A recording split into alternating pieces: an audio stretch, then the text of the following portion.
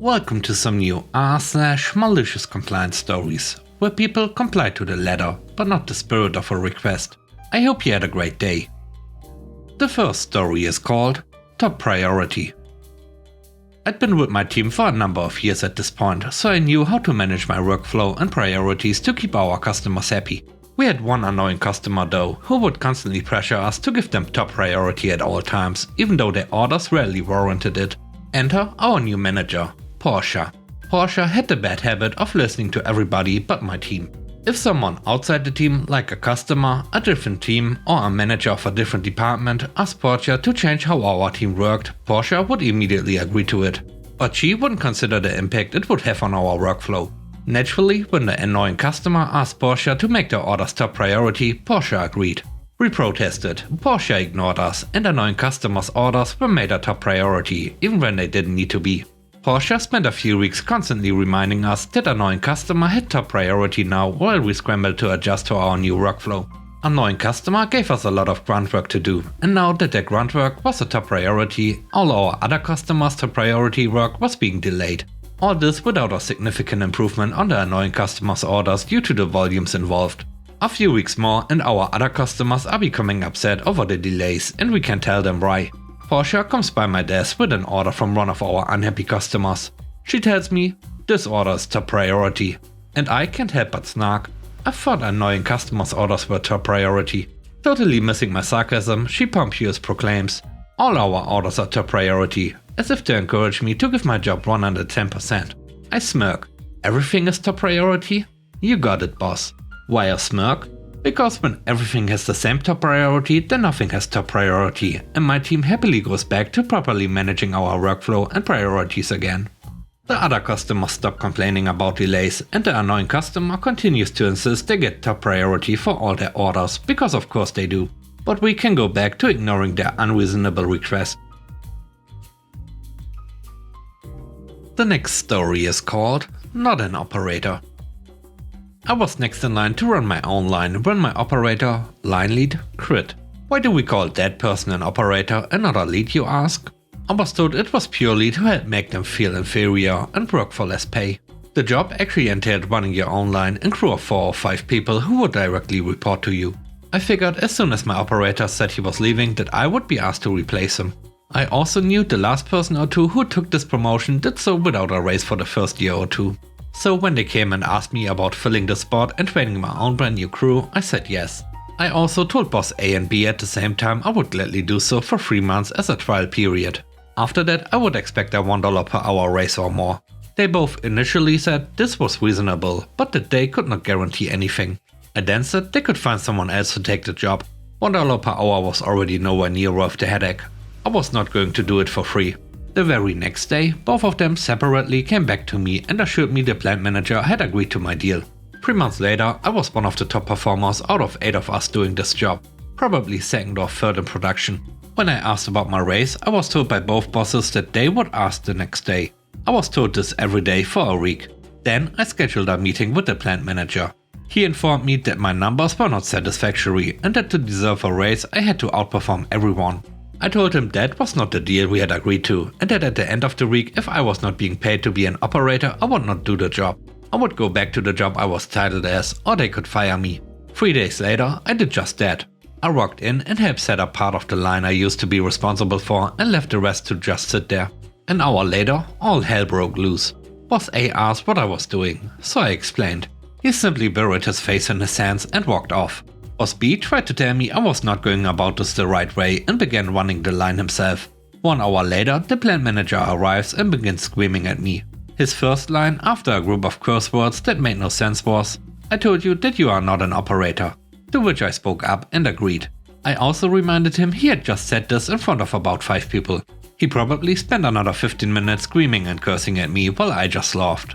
All I said was, I am not an operator and will not do that job anymore. Do what you need to do. They promoted the next guy below me to the operator spot and gave him a 25-cent raise. He had 0 experience doing the job and had only survived before because I was training him and helping him. I became his plant line guy, which was basically the top person not in charge on the line. While I ran the line before, we made about £15,000 a day in production with about 85% uptime. The next 3 months we produced about 7,000 pounds a day with maybe 50% uptime. I can only estimate, but Boss B once told me my move may have cost them about $500,000 in production. The amount lost in machine failure and parts etc. I can't even begin to guess at. Eventually I quit and ended up coming back after I heard the PM had been fired. It was still terrible pay, but I got my raise this time immediately and helped them even open up new lines in other states for a while. The last story is called He Wants Me to Comply. I got hired as support in IT business development with ERP related issues for all 3 shifts, but I can't be at the facility 24/7. I decided to augment my workday schedule by 2 to 3 hours on Mondays, Tuesdays and Thursdays. Wednesdays and Fridays I had evening appointments that I couldn't miss. I spoke with my manager, who agreed and actually said, "You are an adult, you don't need my permission." Awesome. So I started. Augmented days started between 9:30 and 11:30, depending on the production schedule for that day and on morning meetings. They ended later than the rest of the office personnel, according to the time started. All was going well for a solid 5 months. I was, for example, able to prevent a catastrophic ERP failure that would have caused second shift to be unable to report finished goods produced and raw materials consumed. This has, historically, created thousands of dollars of false scrap and hundreds of man hours fixing it. Suddenly, one night, around 9, I get an email from my manager to his entire staff. It said how he's been very disappointed that some people get to work so late. How all office employees must start work no later than 8:30, no exceptions, and so on. Knowing that he and I have talked about this and he gave me permission, I don't act on it. A couple of weeks later, the CIO calls me on my way to work, around 9:15. He tells me that my manager asked corporate to fix my compliance. I explain to him everything that has happened, including how the manager approved it. He sighs and tells me to just comply with the order. I tell him that the second shift, who really begins heavy system usage at 6, won't have support and lines could go down. He said, "That's fine. Make sure you email manager, CC me, CEO, head of board and CFO. Explain everything and ask manager if he still wants you to comply, considering lines would likely go down." So I did. The manager replies all and says that he does indeed want me to comply. Starting the next day, I arrive at work between 8 and 8:25 and leave exactly at 5. I don't take lunch, so automatically I work nearly an hour over every day. About a week and a half rolls around and the lines stop. The second shift supervisor calls me around 6:30 and I answer. As the only support, I'm on call until 10. We speak and I understand that this problem can only be fixed with me being physically there. I live about 40 minutes from work and I am not required to come off hours. I've made that trip before, but this was before this situation. I tell the supervisor that there's nothing I can do remotely and that I will fix the issue first thing the following morning. I email everyone interested in the situation. The second shift shuts down early and the third shift is cancelled. The next day I get there as usual around 8:15 and fix the issue and the first shift can start production. The CIO calls me and asks me why my manager just filed a formal complaint against me and I explain. Now keep in mind, my manager can't file a complaint against me since he's my manager. He has to have a sit down with me and HR, but he didn't. Anyway, the CIO and I end the call with him telling me I did the right thing. I thought he was going to fire me. About 30-ish minutes later, the CEO calls me and tells me that he spoke with the CIO and he would like me to start augmenting my schedule again. I remind him that my manager prohibited it. He told me, "I don't care what he said. I am giving you permission and if he has a problem with it, he can call me." I thanked him and started augmenting again. Lines haven't been down overnight again because of this. The manager was fired last year. I heard the other day that one of the major factors was the situation described.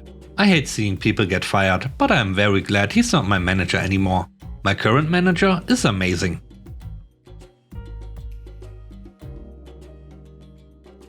And with that, we end today's video. Let me know what you think about the stories. On a scale of 1 to 10, how would you rate the stories and today's video? I hope you enjoyed the video. If you did, please don't forget to subscribe and hit the like button. And I hope you have a great day. Stay safe. Bye bye.